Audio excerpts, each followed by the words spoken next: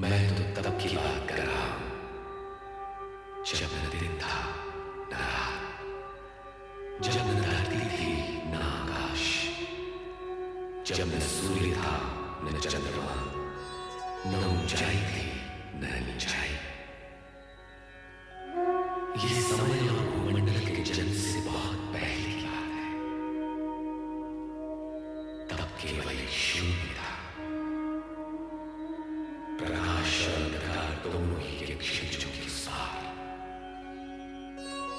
इस शून्य का कोई रंग नहीं था, क्योंकि रंगों ने तो बहुत बाद में जन्म लिया। मैं उस शून्य का परिचय कैसे करूं? क्योंकि परिचय शब्दों की मांग करता है, और मैं भाषाओं के बनने से पहले की बात कर रहा हूं। तब की बात जब कुछ नहीं था, कुछ भी नहीं था, बस एक स्वर था जो सन्नाटे के उस अथाह सागर में बह रहा था।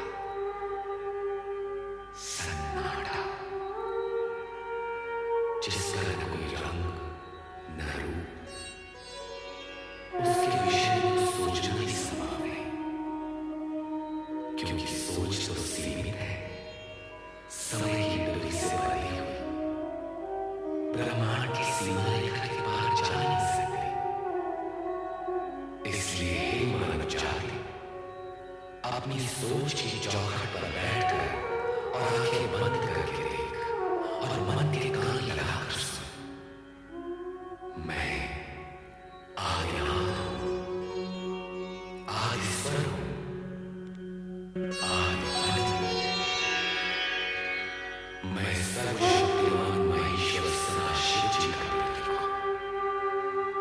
महेश्वर शिव जी सृष्टि के नियामक हैं। आदिदेवता सर्वशक्तिमान महेश्वर सदाशिव जी का सात्विक रूप, जो पंचानन है, उस स्वरूप का प्रत्यक्ष दर्शनार्थ मैं स्मरण करता हूं। ओम नमः शिवाय।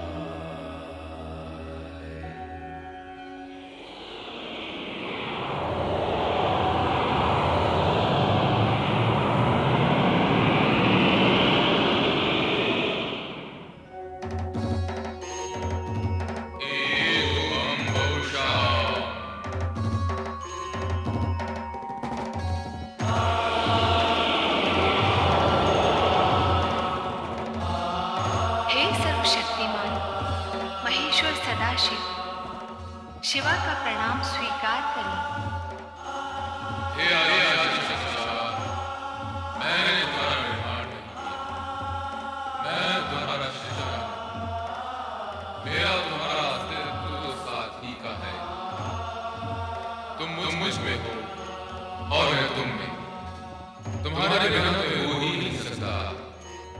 अतः मैं तुम्हें सादर प्रणाम करता हूं। हे सर्वशक्तिमान, हाँ, शक्तिमान तो हूं, किंतु मेरा शक्तिमान होना ही तो तुम्हारे होने का प्रमाण है। यदि तुम न होती तो मैं शक्तिमान कैसे होता? अतः हे शिवा, न तुम्हारे बिना मेरा संबंध है, न मेरे बिना तुम्हारा होना। और इस होने और ना होने के बीच क्या है? होने और न होने के बीच है जो होने वाला है।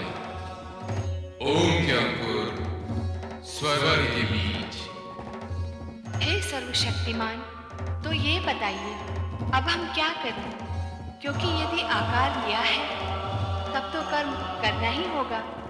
तो आओ, पहले कर्म की परिभाषा बनाएं। कर्म वो है जिसका परिणाम आनंद हो। और स्वयं आनंद क्या है? सभी कुछ बनाना पड़ेगा।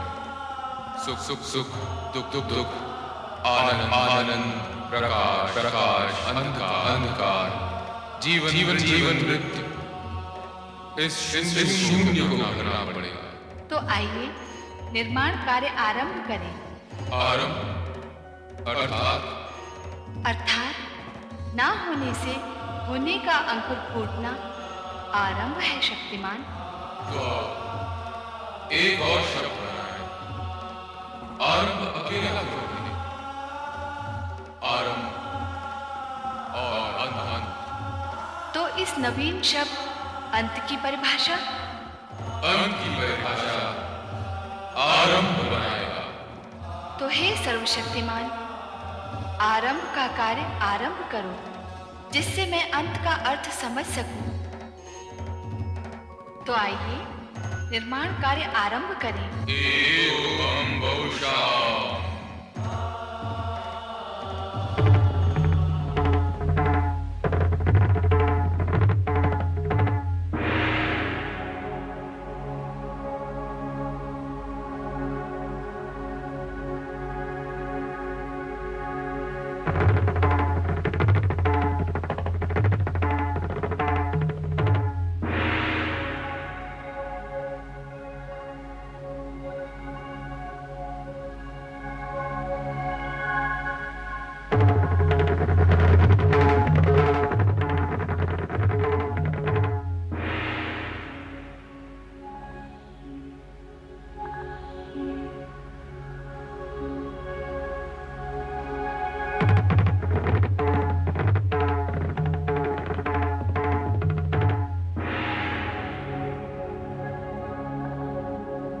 इस प्रकार संपूर्ण वातावरण में व्याप्त शून्यता को भरने के लिए देवादिदेव शिव और मां शिवा ने आकाश, वायु, अग्नि, जल, पृथ्वी एवं ग्रह नक्षत्रों की रचना की।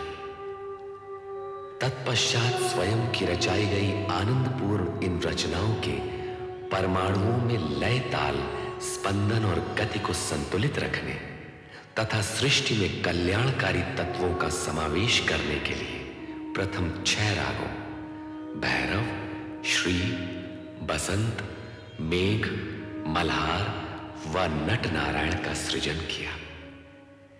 इसके उपरांत शिव शंकर व मां शिवा ने आदि नृत्य आरंभ कर अपनी रचनाओं को गतिमान और शक्तिमान बनाया।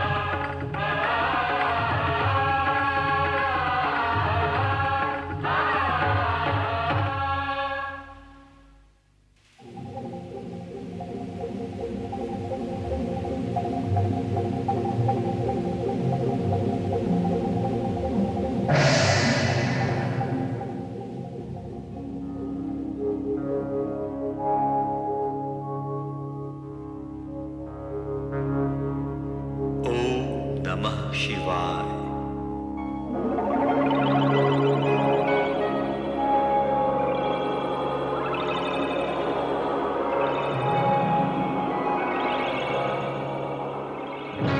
ओम नमः शिवाय। ओम नमः शिवाय। हम कौन हैं? हमारा जन्मदाता कौन है? यही प्रश्न हम भी कर रहे हैं कि हम कौन हैं, हम कैसे प्रकट हुए हैं, हमें किसने उत्पन्न किया है, हमारा कार्य क्या है, दायित्व क्या है? हमारे मन में भी ये इच्छा जागृत हो रही है कि हमारा कर्म और कर्तव्य क्या है।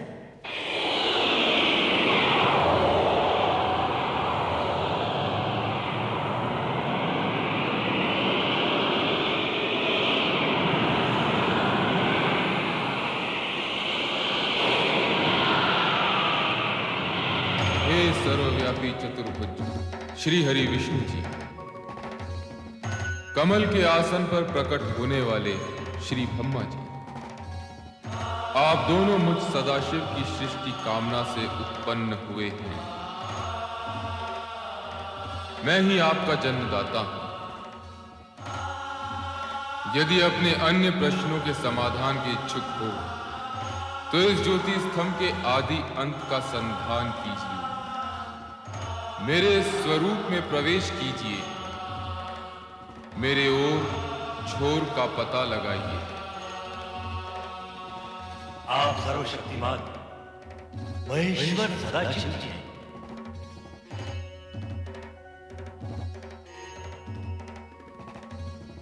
ये ज्योति स्तंभ आप ही का स्वरूप है, तो हम इसमें प्रवेश करके इसके आदि अंत का अन्वेषण करेंगे।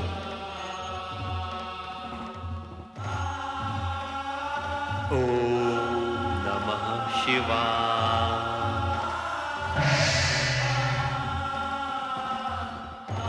जय विष्णु, आप इस ज्योति स्तंभ के नीचे की छोर का संधान कीजिए। और ब्रह्मदेव, आप इसके ऊपरी छोर का पता लगाइए। अवश्य अवश्य श्री हरि विष्णु जी।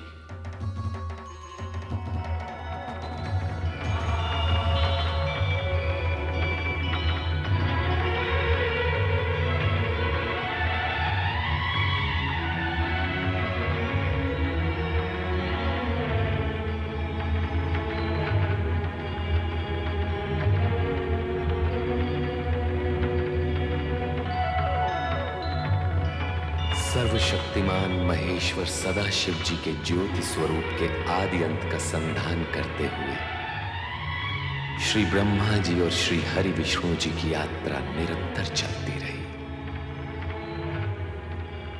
इस बीच समय का चक्र घूमता चला गया, कई युग बीत गए, परंतु श्री ब्रह्मा जी और श्री हरि विष्णु जी सर्वशक्तिमान महेश्वर सदाशिव जी के ज्योति स्तंभ के ओर छोर का पता नहीं लगा पाए।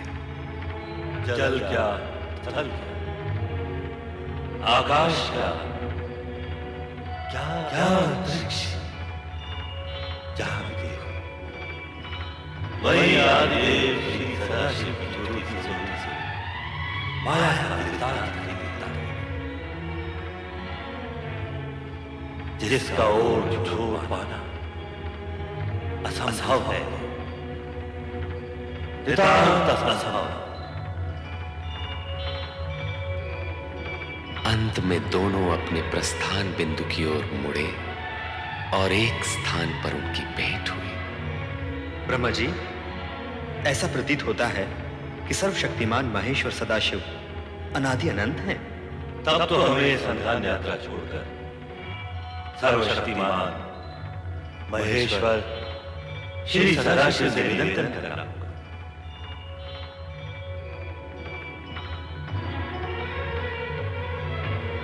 हे अनादि अनंत सर्वशक्तिमान महेश्वर सदाशिव, आपका ज्योति स्वरूप अपरंपार है। हम आपके आदि अंत का पता लगाने असमर्थ हैं। हे ज्योति स्वरूप सर्वशक्तिमान महेश्वर सदाशिव जी, आप हमें अपने स्वरूप का ज्ञान कराइए। श्री ब्रह्मा जी, श्री हरि विष्णु जी, मुझसे ही उत्पन्न आप दोनों अब तक मेरे स्वरूप से अनभिज्ञ हैं, परिचित नहीं हैं, अपरिचित हैं। मेरी ज्योति में पहुंचकर भी आपके अंतर का अंधकार दूर नहीं हुआ। इस अंधकार को मिटाने के लिए हमें क्या करना होगा सदाशिव जी? हमारे अज्ञान अंधकार को मिटाने का उपाय बताइए महेश्वर सदाशिव जी। मेरे स्वरूप का दर्शन पाने के लिए अखंड रूप से मेरा ध्यान करते हुए आप दोनों तप कीजिए, तप ही समस्त कार्यों का साधन है। जो आज्ञा। हे सर्वशक्तिमान महेश्वर सदाशिव जी, अब हम तप करके ही आपको प्राप्त करेंगे। अवश्य महेश्वर सदाशिव जी, हम यही करेंगे। तप करने से आपकी दृष्टि निर्मल होगी और तब मैं साक्षात प्रकट होकर आपका मार्गदर्शन करूंगा। अब आप दोनों तप में लीन हों।